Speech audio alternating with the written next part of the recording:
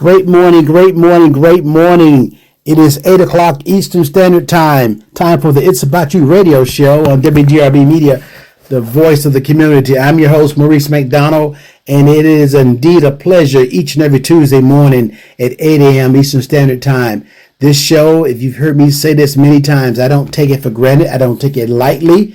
It is an honor, privilege, an awesome responsibility to have this platform. You know, those of you that know my story, I've had 3 amazing careers as a law enforcement officer, one of the good serving officers, public servant. I've been a change agent.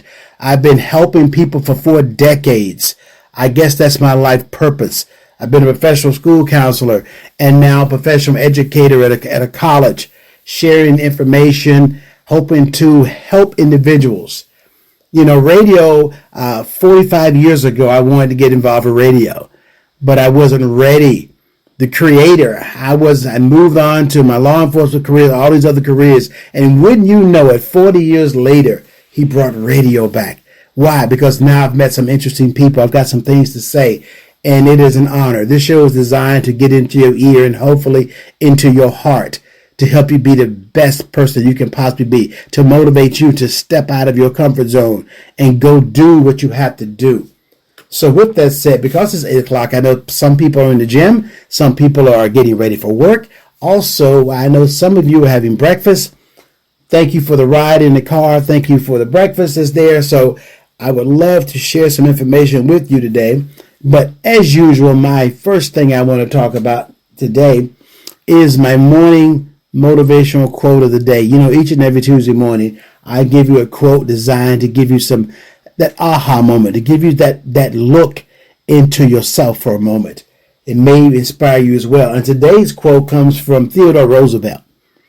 And Theodore Roosevelt said, knowing what's right doesn't mean much unless you do what's right. Let me say that again. Knowing what's right doesn't mean much unless you do what's right. How many of you know you can know what you ought to do, but don't follow through with it? You see, follow through is important. Whether you're playing basketball, shooting pool, or life, follow through. Some of you know somebody. I'm not going to call you out, but if it is you, then so be it. You know people who've been, now this is not good English, but they've been fitting to start a business, fitting ready to start a business. I'm going to do this. I'm going to do this, and I know I need to do this, and you haven't started. I need to go back to school. I know I need to do this, but I'm not doing it. I know, I need to lose this weight because the doctor said keep this weight off my joints. My blood pressure, my diabetes will be better. I know I need to, but you're stopped in the Starbucks line. Well, drinking sugary drinks, you get the donuts. You're not doing what you got to do to be responsible for yourself. So my message today is what Theodore Roosevelt said. Knowing what to do doesn't mean much if you don't do what's right.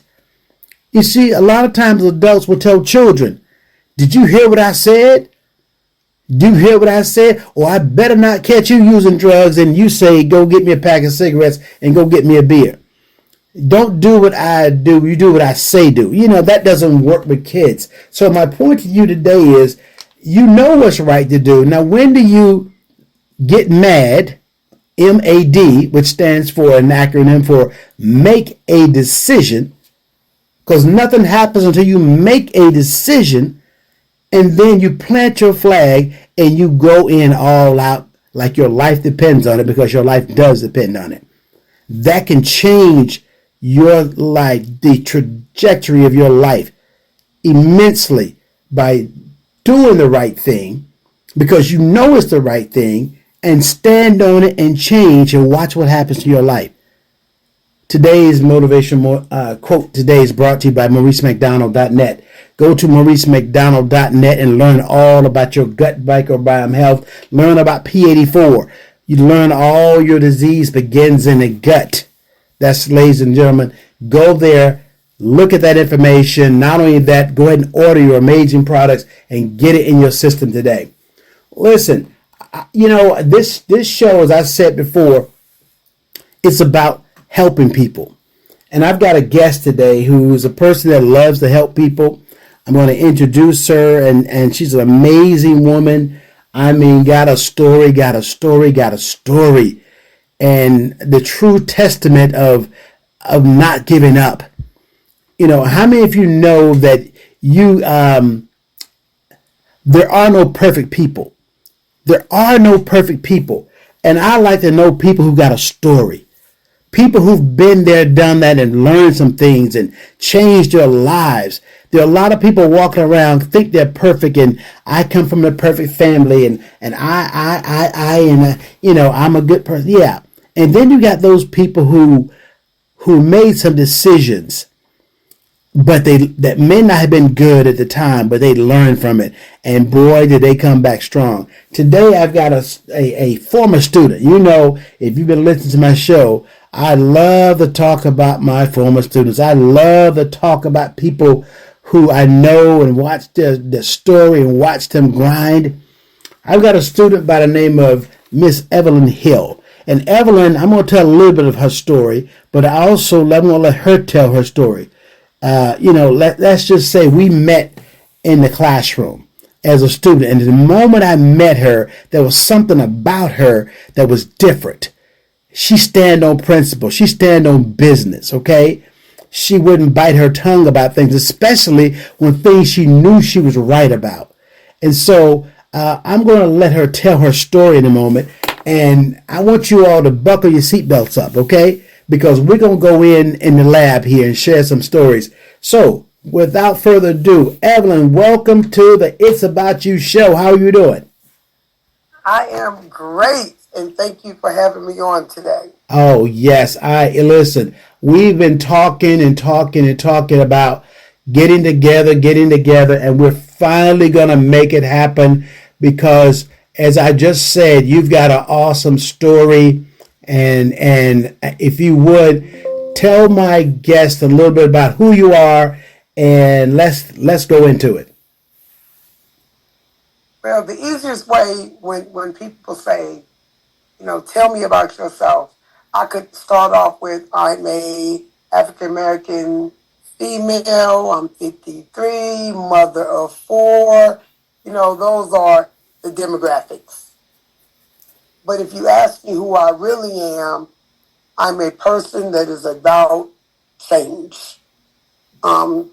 You heard Mr. McDonald say earlier, he met me in the classroom. That's very true. I'm not a Charlottean. I'm not from the city of Charlotte. I hail from Raleigh, North Carolina. I came to Charlotte in 2015.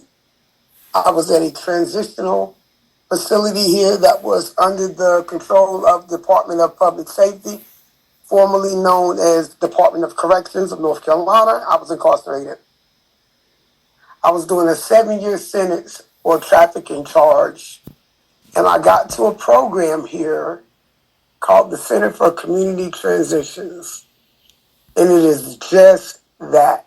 When we talk about wanting to transition, for me, transition is transformation, is becoming something new, doing something different, not doing the same status quo. So, as I said, I hail from Raleigh, and I come from parents that I come from a two-parent home. My father was married to my stepmom who helped raise me. I have 2 older sisters and 2 younger sisters. I have 4 kids, and I was what you would call the hard-headed, stubborn one. I wanted to do it my way. I've always wanted it to do it my way, and I was one that was not afraid of consequences, whether they were good or bad. However, some of the decisions that I had made in life were not decisions that had anything to do with my upbringing. It was choices that I made. And when you heard Mr. McDonald said I was wanting to stand on business, I probably got that from my dad, because he always used to tell me, if you're going to do something, be willing to deal with the consequences that come with it. If not, you should reconsider. But I never understood what that really meant until I stood in front of a judge in Wake County and listened to a judge give me a sentence of 70 to 84 months. And as I sat there in the courtroom with my father and my kids standing behind me, I remember counting on my hands and getting to 60 months and knew that that was already 5 years. And I literally lost my mind. Um, 5 years, a minimum. What am I going to do? So when I got to prison, I was angry. I was mad. It was everybody's fault but my own. I didn't want to have any type of accountability for the things that I had been doing, nor did I want to deal with the consequences. So when I got to prison, I was still doing what some people in prison would call street stuff. I still had a street mentality. I was going to do this sentence my way because I was angry. I was angry with everybody but myself. I blamed everybody but myself. It was everybody's fault. The person that snitched on me, the cop that arrested me, my parents for not bailing me out. It was everybody's fault but my own. My kids, because I wanted to provide for them and give them the type of life that I had when I was growing up. But I didn't want to do it the right way. I wanted to do it Eve's way. I wanted to do it my way. And unfortunately, the consequence came. I get to prison. I'm angry. I'm going to do it my way. I get locked up. Yeah, who goes to prison to get locked up in jail? Because I was going to do it my way.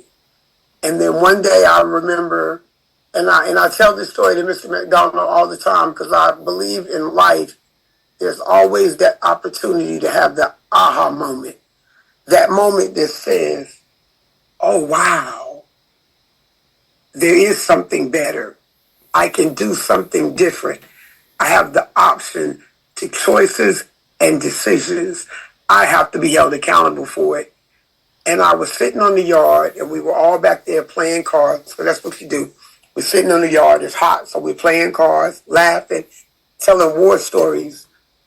And I remember one of the case managers from the Phoenix unit that I was in, because I was at 1034 Bragg Street in Raleigh, came up and she heard us cussing. And everybody knows that Miss Miss has this thing about if you were cussing, you get ready because she's going to make you carry her book bag and her books.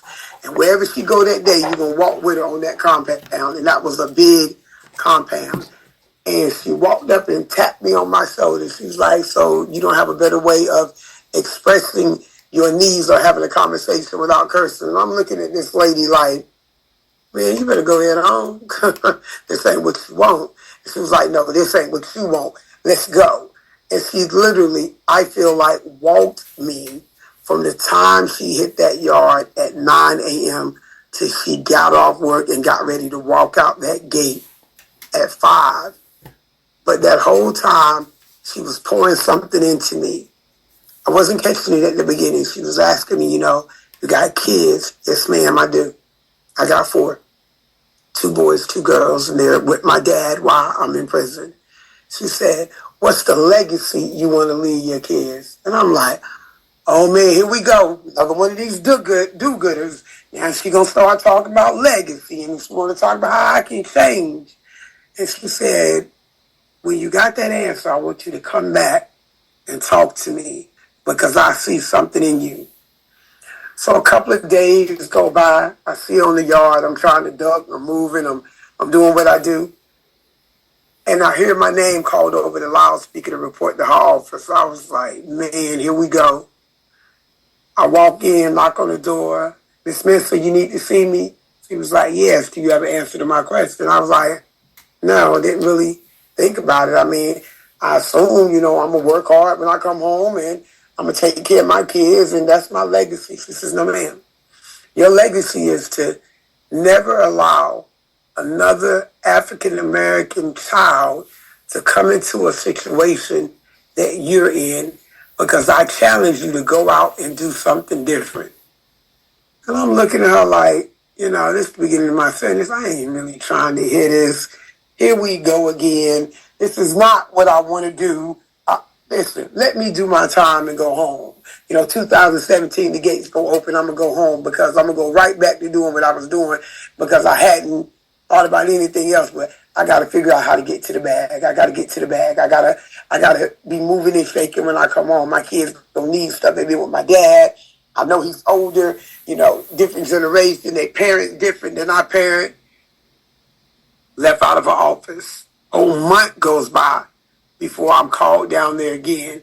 This time when I'm called down for a notification that my brother had passed. My stepbrother had passed. And I was just kind of like in awe. Like, wow, he was younger than me. And he died from complications of diabetes. And I'm in prison. And because I'm in close custody, I can't go. Okay, so after the notification, I went back to my bunk. And I was just sitting there and I was like, man, if I wasn't in prison, if I had just been doing the right thing, I could be there for my family. I could support my sisters in the process. I could be there for my nephew. I could be there for my nieces, but I can't because I'm in prison. So this time I sought out Miss Smith. I went down and I knocked on her door and I was like, man, I broke down in tears. I was like, I got to do something different. Are you willing to help me? She said, I want you to come back to see me Monday morning, and I want you to tell me what it is that you want to do. And I'm going to write you a 5-year plan. And if you take all these classes and follow this 5 years the way I map it out, I promise you, you'll never come back to prison. I promise you that life will be different. So I went back. I sat on my bunk. I was like, man, can I really do this?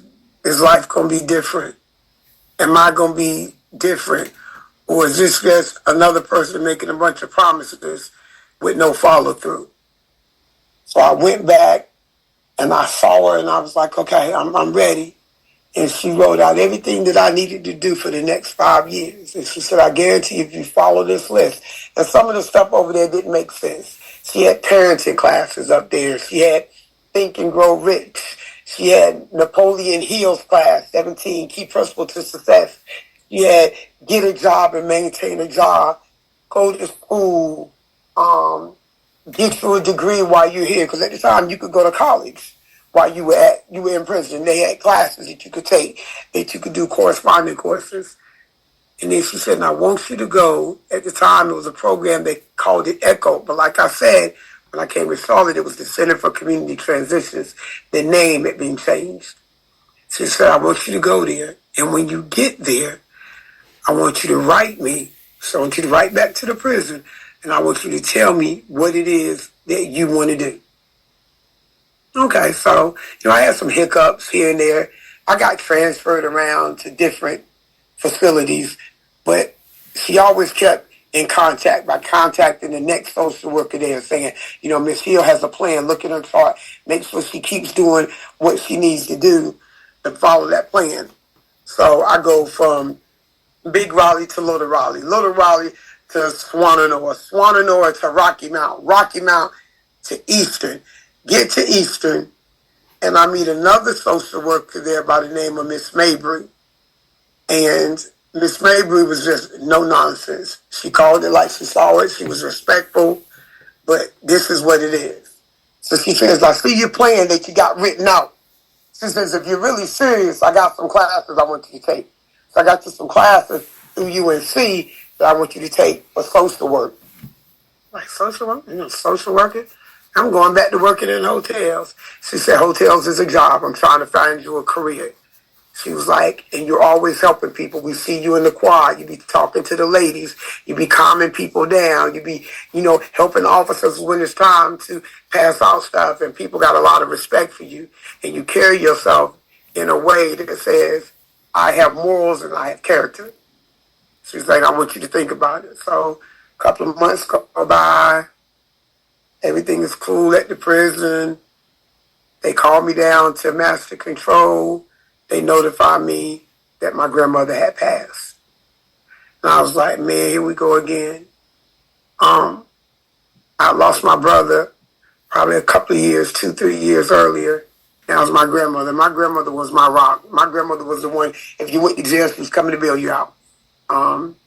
She was the one that never judged, always had an open door, always had a plate of food, and always had a hug, and always had the words of, you can be anything that you want to be. Don't let your past define your future.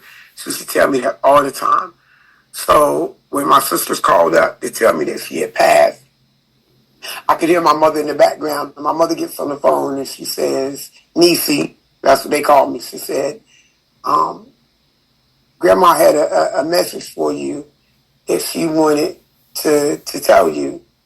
And I was like, she had a message for me to tell. I said, did she write me? She leaving there? I was like, no, she did a video before she died and she left a message to all the grandkids, but she did a separate one. And in the message, she told me never to allow my past to dictate my future. And that's all I could keep hearing play in my head. Never allow my past to dictate my future. I was like, wow, she's been saying that for years. She's been saying that for years. What does that mean? What does that mean? Don't allow my past, don't allow my past. And my mother's like, you're more than just a record. She was like, Grandma always loved you. And she always said you was a smart one and that you could be anything that you want to be. Now it's time for you to live up to your legacy, your potential. Do what you need to do. Okay, so I go to the funeral. We come back. I'm sitting there at the prison. I'm depressed. I'm not going to lie. I'm crying every day. You know, I had to leave my family. Coming here, I got to see my kids. I saw everybody at the funeral. It was nice. The prison was very accommodating. They allowed me to go. Fine. I get a call to come back to Miss Mabry. I said, Lord, if I go down here and they tell me somebody that's dead, I'm going to really act up in here. That's going to be it. I'm checking out. And she says, you've been accepted to CCT. You've been accepted to CCT. Wow. She's like, you're going to be leaving in the morning. You're going to Swananoa, and from there, they're going to pick you up, and you're going to Charlotte. So I get to Charlotte. And in the process of all this, my dad had gotten sick. My kids had gone into foster care. I'm going back and forth to court, making sure I'm in compliance with what the judge said. You know, did I do all my parenting classes? Done. Have I had an assessment? Done. Have I went through therapy? Done. I did everything I needed to do. I was preparing myself because I knew it was time for me to come home. And when I came home, I was determined I wasn't going back to prison. I didn't care what nobody said. I cut off people, places, things, everything. So I'm in Charlotte. And I enrolled in Central Piedmont Community College. Now, let me tell you. The first day I walked into class, I was just like, okay, here I am. I'm in my late 30s, early 40s. And I'm about to start school all over again. And I walk in there and I meet this professor. She's funny. And her name was Deanne. I walk up to her and I said, listen, can I speak to you for a second? And she was like, yes, ma'am. I says, well, my name is Evelyn and I'm in prison and I need to be able to sit in this front seat because they may send the officers through here to verify that we in class and I don't want to disrupt the class. I need to sit where they can see me. She was like, okay, no problem. So we get into class and we have what she calls an icebreaker. And everybody goes around the room. She starts in the back and everybody's talking about where they're from and all this. So I'm a person I'm transparent. It is what it is. And I stood up and I said, my name is Evelyn. Everybody calls me Eve. And I'm currently incarcerated. And the whole room just goes quiet. Right? And the look on her face was worth $1 million because I know she didn't think I was going to say that. Right? And I said, and I got to sit in this seat because the officers may come by and need to know that I'm here. So please, while we in class, can y'all please not sit in this seat? Because I don't want to go back. I'm trying to stay on this side where I can come to school. So everybody busted out laughing. After everybody was like, you don't look like you've been in prison. What are you in prison for? I'm like, none of that's irrelevant. But if you want to know, it's because of this, that, and the third. But it didn't matter. After class, she walked up to me. She says, I really wasn't expecting you to say that. I was like, man, listen, this is what you get. I'm transparent. I've made mistakes, but my mistakes don't define me. And as I went through, going to the different classes and meeting the different professors and just being transparent, there was a shift. And I don't know if people understand when I say this, but there was a shift in the atmosphere where something clicked again and things began to change. And I went to my professors individually, like, listen, I've destroyed communities. My whole thing of going to school is I want to go back into those communities and I want to rebuild. I want to go back to what I destroyed and rebuild. So I decided to kind of change my major a little bit, and I wanted to go into substance. Now I think they call it recovery studies. And I wanted to do that, and I wanted to do counseling. Now, social work is still in the background, but I need to be able to get boots on the ground in the community to really explain to them why we don't need to be involved with drugs, why we don't need to be out here breaking the law, because all we doing is guaranteeing them job security. And I know y'all heard Mr. McDonald say he's in law enforcement. Yes. Nothing against law enforcement. Yes. I'm talking about the prison system. Yes. Pause for a second here. Pause for a second, Evelyn. I want to take a quick break. I've been letting you talk. You have been laying it out, but let's take a quick break. We'll be right back. Okay. Did you know all disease begins in the gut? That's right. Your gut is your second brain, guys. It's connected to your liver. It's connected to your hormones. All things start in the gut. That's why you need to get your gut right today with P84. Loved by him. Awesome product called P84. 84 fruits and vegetables organically grown all around the world to help detox every organ in your body, provide all the nutrients, everything you need in your system to get your gut right. Simply go to MauriceMcDonald.net. MauriceMcDonald.net. MauriceMcDonald.net and learn about P84 to get your gut right so that you can have an awesome body. We're back, guys, here on WDRB Media, voice of the community, the It's About You radio show.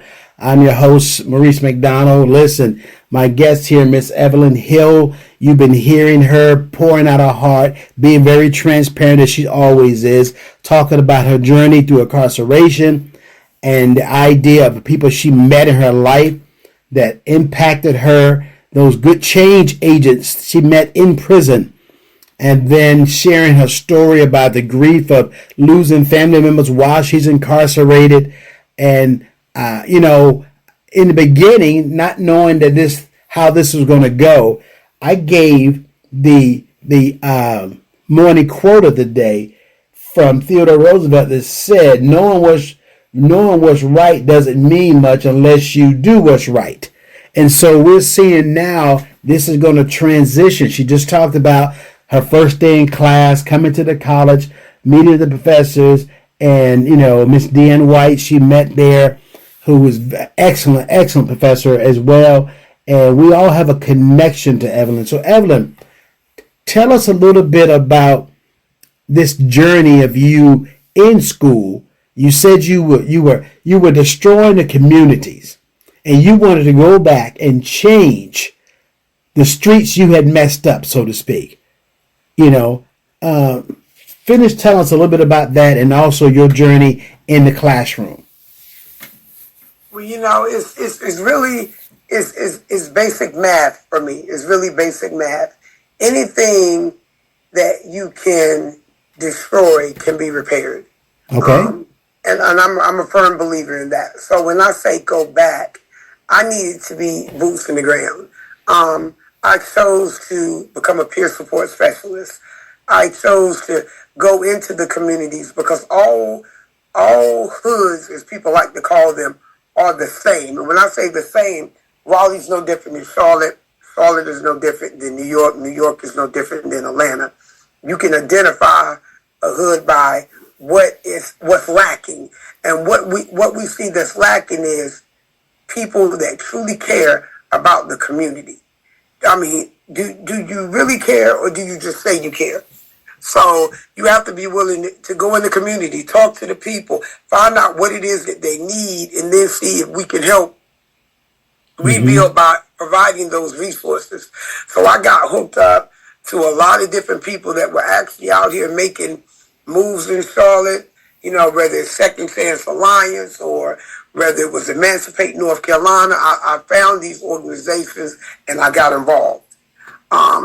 And to get involved mean I was willing to go back in and I would talk about my story and try to be an example of what life can look like after incarceration. You know, I've been working at the job, for example, the job that I work at now, I'm a general manager of a hotel here in Charlotte. But that job was also my work release job while I was in prison. And I worked my way up from front desk to GM. And now I run a program where I predominantly hire people that have been just as impacted or coming out of recovery. That is a pilot program, the first ever to be done in Charlotte, where a hotel, a private owner, has chose to give back to the community because of what he saw in one of his employees and allowed me the opportunity to do that. Yes. Evelyn, without any pushback. Evelyn, I want you to know, I want my audience to hear, I don't want that to be glossed over at all. Number one, your steps are ordered. The Creator's putting people in your path that's making you the change agent. You said you worked your way up to general manager. And the idea of it now, I want my listeners to hear that, because somebody's listening to this. You've been incarcerated, or you know somebody's been incarcerated. Instead of making moves, you've been making excuses. And moves and excuses cannot be in the same place. And now you are impacting the lives of other people, such as yourself, who come out broken, who come out hurt, who made some bad choices. And now they too, you're creating legacy for people. And I want to fast forward a little bit because I know, as I said, I saw you in class. I saw you grinding. I saw you in the discussion on some real topics that you have life experience, but you also have that drive to want to learn and grow. And I want my listeners to know that you are one of my top students in class academically, and we were in about 2 or 3 classes together, and it's been powerful. You were on part of the Honor Society. So high GPA. You were in this to win it. And I gotta say this as well too. Let my audience know, or let them find out what happened when you got ready to graduate. What was the best thing in the world? What the best thing in the world? The best thing in the world. Tell my audience what happened when you got ready to graduate. So when I got ready to graduate, CPC does a thing where they choose a student to do the commencement speech during graduation. And I'm proud to say that myself, along with one of my colleagues, and I call him a colleague because we were in the same program, were both chosen to do the commencement speech for 2022. So Kevin took the morning and I took the afternoon, the 2 o'clock section. And it was the best thing in the world. My father came out, my mother, my sisters, all my kids were there. And it gave me an opportunity not only to speak to my peers and the professors who are now my colleagues. Some of them I consider family and friends, because one thing about Central Piedmont, even after you leave, we stay connected. We speak at least, I want to say, weekly, if not monthly, if not weekly. I can always call back. I can always ask, hey, can you look over this paper and read it for me? Do you have any resources about this? Or I have this resource if they need to know it. And I've always told Mr. McDonald and the rest of the professors, if they ever called, that I would always answer the call, because they've always answered it for me. Yeah. And I stand on their shoulders. So now it's my turn to kneel, so the next cohort of students will stand on mine. Yes, and that's the whole thing about human services, is about service. To be of service. That means to help. Yes. It's a selfless job. It's a selfless career. Mm-hmm. It allows you to pour into people at the same time replenishing your cup. Yes. So to be able to stand in front of all the students and faculty and board members and give the commencement speech, and to see the tears and the joy and pride in my parents' eyes, and to watch my kids so they too would know that change is possible. Yes. I stand on the words that I told Mr. McDonald I live by. Change can only occur if the opportunity presents itself. Come on now. Now, the thing about opportunity is you have to be willing to answer when it comes knocking. And with opportunity is responsibility. They go hand in the same hand, and accountability. Yeah. You have to be accountable to not only yourself but to others. You have to be responsible for the gift that God is giving you, and you have to be open for change. Yes. And that's how it occurs. I want my listeners to understand something. There were probably, we recommended Evelyn to speak, and there was probably 20 people they had to choose from, and they chose her to speak. And I want you to understand something. There were about 2,000 graduates and about another 10,000 family members. And she's on the stage, and I'm a wreck. You know, I didn't see much of the graduation because I was wiping tears away. Tears of joy and looking at, and you knocked it out the park. And I just knew you are the American dream. When people say you can become anything you want to be, it doesn't matter. You paid your debt to society. You get going to school. You change your perspective, and you're not the same person you used to be. And now I'm looking at you pouring into other people. And then, because I watched you in the class, and another difficult point in your life when I knew that you were driving back and forth, 2-hour drive to get to class. Your daughter was not feeling well, was sick. You've been struggling with her health, and I knew the story. You would drive. Sometimes you would say, I'm going to be late, or Miss McDonald, I can't make it today, because I knew your story. And you were putting in work. And the idea that you continue to put in work has been a testament to who you are. And when you reached out to me, approximately 3 months ago, you reached out and you were in a place and you wanted to come back to school to take another course, and I said, no, it's time for you to move on, to go to school, to work on your bachelor's degree, to go get your master's degree. And I had another student that I said, no, again, somebody I know who, like you as well, who had been arrested, and I connected you to her. Talk about that experience. Well, I wanted to come back. The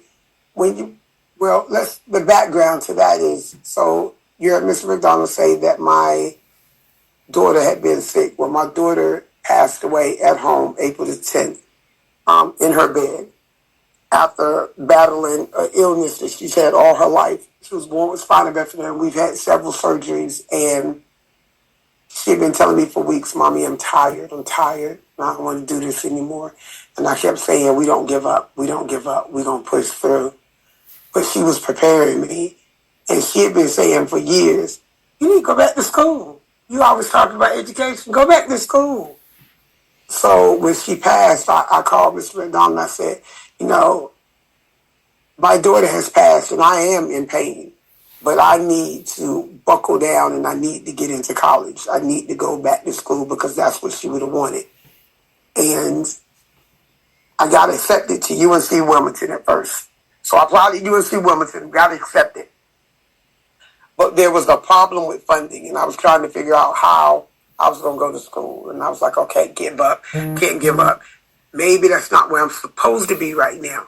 So then I applied to UNC Charlotte, where I had done research work with one of the professors over there on 2 different occasions. And I reached out to her and I said, hey, You said before if I ever wanted to go to school to give you a call. I said, well, now I'm ready. And did the application. And this is like, it's getting closer to closer because school is getting started in a couple of weeks. And I'm waiting for everything. So I submitted everything. They want a background check. And I'd already been transparent. And I sent it out all over. And then the Friday before school starts, I get an email saying, congratulations, you've been accepted into UNC Charlotte. And then I get another email that says, congratulations, you've been awarded several scholarships. So they have been working in the background. A lot of people were working in the background. Central P, my other professors, working in the background to get me funding so I could go to school. So I now knew that I had, Evelyn, you got to be on your A game because a lot of people are counting on you. Yes, A game. But see, from what time I've known you, you've had nothing but the A game. I've never seen you deliver. I don't think you know how to bring a B game. What you've been through and you helping people. As I said, you've been standing on principle. You're a peer support specialist or helping other individuals, helping people, networking. And like I said, your steps are ordered. And I want my audience to know there are people like you. They are missing their purpose. They're not standing on their purpose. You are. I want you to talk to somebody as if they're right in front of you who are sitting around making excuses. They're blaming everybody like you used to do. You notice when you stopped blaming and you took responsibility and you saw people giving you opportunities, you took them. What would you say to somebody who's not doing that? Listen, the best thing I can say to you, and I'm sitting here talking to whoever's out there, they can hear the sound of my voice. Everybody's got an excuse. Everybody's got an excuse. You can either choose to do something about it or you can keep sitting on your butt, but don't nobody owe you nothing. But you owe yourself everything. So you have to make a real decision. Am I going to whine about it or am I going to do something about it? I choose not to sit around and mope and go be depressed, blaming everybody. Man, that's not life. That's not living. That's existing. And I want to live. I want to thrive. So the only way I know how to thrive is to get out here and get in the paint. As my kids like to say, Mom, let's get in the paint. You got to get in the paint. You can't win the fight if you ain't in the fight. Mm-hmm. So you got to get in the fight. Yes. Stop with the excuses. If you need help, open your mouth. Let me tell you something. People will help people when they're vocal about it. Don't be ashamed. Listen, I treat prison like it's a badge of honor. And when I say that, I'm not saying that I brag about it. I'm not saying I'm happy about it. I'm saying without me going to prison, I wouldn't be standing where I am today. I had to go through a trial so I could have a testimony. I had to go through a trial so I can be triumphant. I had to go through a trial so I could teach the next ones that come behind me. If there's no trial, there can be no win. You got to have a trial. Everybody's going to be judged according to how they live their life. And you can choose to be judged on the right side, or as they say in the Matrix, red pill, blue pill, but you're going to choose. Choose this day who you going to serve. Come on. It's a whole new perspective that you've added to this. And I love the fact that, people always has a way of trying to judge people based upon things. You see, there are a lot of people who've never been incarcerated physically, but they're incarcerated emotionally. They're incarcerated psychologically. They're incarcerated spiritually. Could you speak to some of that? Let me tell you something. Being physically incarcerated is easy. But when your brain is locked up, when your heart is locked up, when spiritually you're not free, you're the one that's in prison. I'm free. Even within those confined walls, I'm free because I got choices. People say, you don't have choices in prison. Yes, you do. You can choose to do the right thing and you can choose to do the wrong thing. But when you're incarcerated in your mind, which means you're not open, you're not willing to change, you're locked up, then you're the one that's really in prison, not me, not the ladies that I left back on Bragg Street. They free. They're physically confined, but mentally, a lot of them are free because they've been awakened and you still sleep. No doubt, no doubt. So ultimately, you're about to enroll in school, or you're already enrolled in school. You're going to classes. What is your ultimate goal, and what are you majoring in? So I'm majoring in social work. My ultimate goal, and a lot of people laugh, but my ultimate goal is to one day I want to be appointed to the parole board. Because this is the one place I'm like, how are you making decisions about whether people can be free in the state of North Carolina and nobody has any lived experience of what it takes to successfully complete probation or parole? It needs to be someone sitting on that board that can help people walk through the process so people know what it's really like. Because you tell a person to go get a job, but a lot of people may not hire felons, so let's create opportunities. Let's send them to school to be welders and truck drivers and give them trades. Everybody don't need a 4-year degree. That's right. Everybody doesn't need a 2-year degree. We need to find a way to make these people productive when they come back. Teach them something.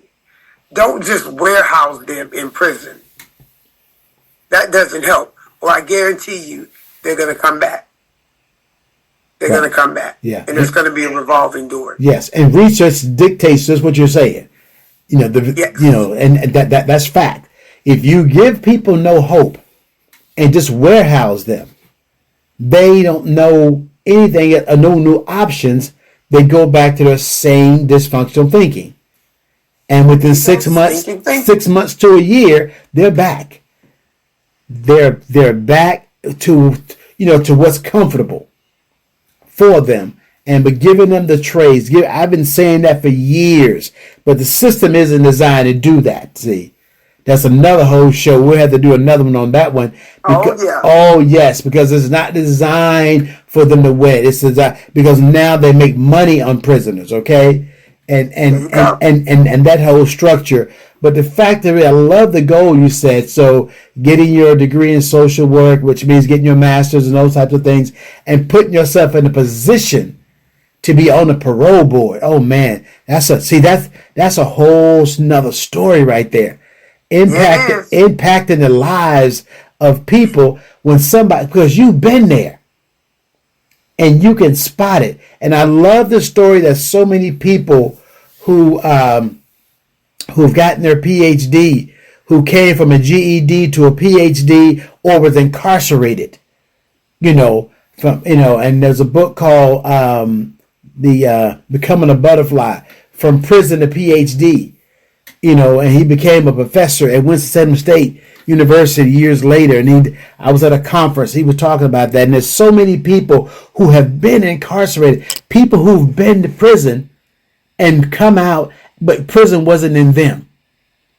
There you go. And they came out. I believe one of the head chefs at the Bellagio, I think,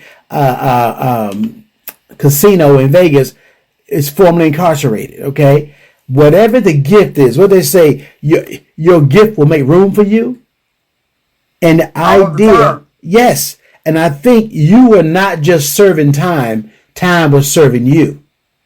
There you go. While you were there, and you came out hitting the ground running. You got a powerful story, and that's why I knew today I had to get you to tell your story, because your plan going forward is still about helping other people. What I'm hearing you say is there's more work to be done. And now it's all about, for me, it's all about paying it forward. Okay. I can't come home and talk a good game if I'm not willing to reach back and help the ladies that I left behind that are going to come after me. The ladies or the gentlemen, because we have a bad disposition, when I say in America, when it comes to throwing away people and discarding people like they're trash versus trying to help someone get back on their feet and be on solid ground. We need to come together as mankind, and have a little bit more humility and be a little bit more human when it comes to how we deal with people that are different or people that have had that have been just as impacted. Mm-hmm. Like, you can't keep holding it against them. You have to allow people the opportunity to change. Mm-hmm. The only difference between me and a lot of people is I got caught. There you go. I mean, I've been saying for years, they're the caught and not caught yet. Yeah. Okay, and end of the day, and I love people who got a story. You've heard me say this in the classroom many times. People come in, I want to go into social work, I want to help people, I want to be, and they have no idea. And then they get into the field and they go out to work with people and they're disillusional. They think they're going to sit in the office and come. No, sometimes you got to go in the trenches where people are.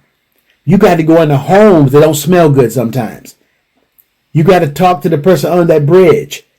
You got to meet them you can't meet the client where you want them to be. You meet them where they are. Yes. Yep. You must meet them where they are, and you got to be willing to don't come across as a goody two shoes, never done anything wrong, and guess what? You got stuff. But the biggest thing, you've heard me say this, you got to work on yourself first. Yes. Work on yourself. Put in the work on yourself so you can impact the lives of other people. And this journey that you have gone on, that life hit you, decisions you made, serve at a time, now you're out, got your degree, about to get another degree, and I can see a master's degree coming down the road. And I love the fact to see how you have connected to people and people want to help you and you are accepting it. That part right there, because sometimes people don't want to accept help for pride and whatever else. So if somebody's listening today, you've heard me that this story is for you. Or if someone's listening and you got a brother or sister just like this, you got a brother or sister, they need to hear this message and you give them hope. Don't give up on people. Listen, we're going to take a quick break. We'll be right back. Did you know there's a battle going on inside your gut? That's correct. Good and bad bacteria are battling daily for your health. Introducing P84, Love Biome's brand new awesome product to help your gut microbiome to get in order. Imagine 84 fruits and vegetables grown all around the world in good soil for good health. A 5-year-old, 80-year-old, it doesn't matter. We all have a gut. And you need P84 in your gut to help you feel better, sleep better, and also detoxify every organ in your body. Simply go to MauriceMcDonald.net, MauriceMcDonald.net, and you can order your P84 today to help get your gut in order. Remember, P84, go to MauriceMcDonald.net, MauriceMcDonald.net, and get your gut right today. Hey guys, we're back. We're back here for the It's About You radio show on WDRB Media, Voice of the Community. This time has gone by so quickly. This has been, I don't know where to begin. I've done more listening today, but the energy is there. And my guest here, if you're just joining, is Miss Evelyn Hill, and her story is so amazing of the transformation of her life. The idea that she became a change agent and still is a change agent after years of incarceration, and then taking control of her life, going back to school, being a keynote speaker, the commencement speaker at a graduation with thousands of people there hearing her story, not a dry eye in the place. And with the college president introducing her on the stage. She's on the stage with all the PhDs, ladies and gentlemen. And if you would have talked to her years ago, she never would have thought that would be happening. So, Evelyn, with that said, in the time we have remaining, what do you think if somebody's about to get out of prison, programs to get involved in? Because you mentioned your program. What suggestion would you have for people about to get out or family members who have someone incarcerated? How can they help? The best advice I have is don't wait till the last minute. You have to prepare for your exit. You have to prepare for what we like to call returning citizenship. You have to prepare for where you're going to live. And do you have ID? And do you have your social security card? Let me explain something to you. You're in prison, you got case managers, and some of them are good. Some of them will make sure that you have what you need in your jacket. But you got to understand, you're not the only person due to come home. So if you got family out there that may be listening or that you're in contact with, get your family to do the legwork. Find out what communities have, reentry programs. Contact your local social service department. Contact vocational rehab if you're looking for classes and you may have some disabilities, because a lot of people in prison are coming home and they may have diabetes or they may have certain things going on that need to be addressed. We have to open our mouths and speak to power what we need. That is the best way I know how to tell people. You got to speak to power. You're not going to get anything accomplished if you're sitting over in the corner like the little church mouse. Nobody's going to see you. They're going to overlook you, and you're going to be in the same position.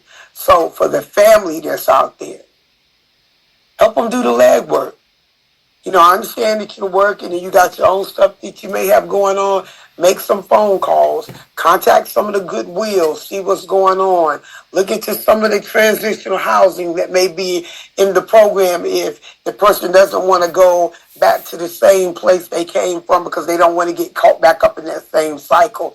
But you have to prepare. I started preparing for my re-entry 3 years prior to my release.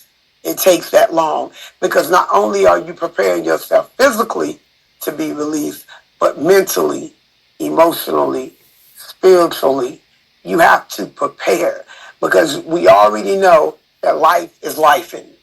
Life did not stop when you got incarcerated. It kept going. People change. Your parents may have died. Siblings may have died. Life has been lifing, and you have to be prepared. If there's any past trauma, seek out assistance. If you need to go talk to somebody, go into counseling. I still go to counseling. Mm-hmm. I go to counseling. I have to go and talk to somebody because if I didn't, it's days that my mind starts to revisit some of the past trauma. Even from being incarcerated, that's trauma. Right. That's trauma. Yeah. A lot of people don't understand. That's trauma. You put 100 and something women in one pod together and tell me that's not trauma. When you got all different types of attitudes and emotions and people going through whatever they're going through, and you trying to coexist. Yes. That's trauma. That's traumatic. Yes. You know what? You need to go out and speak. I know that we're going to have to continue because this is just so much that we can unravel. And I want to have you come back to the show because I just knew 1 hour was not enough for what we had to cover. Hey, listen, thank you so much for being a part of this program today. And I want to plug also that book you talked about earlier, Think and Grow Rich, Evelyn Hill. Ladies and gentlemen, get that book. That book is so powerful. But listen, this has been the It's About You radio show here on WDRB Media. I'm your host, Maurice McDonald. Go to MauriceMcDonald.net. to get your amazing gut microbiome together. Ladies and gentlemen, we'll see you next week. We're going to be in the building at the same time, Tuesday morning, 8 a.m. Eastern Standard Time for the It's About You radio show on WDRB Media, the voice of the community. We'll see you because we're going to be in the building.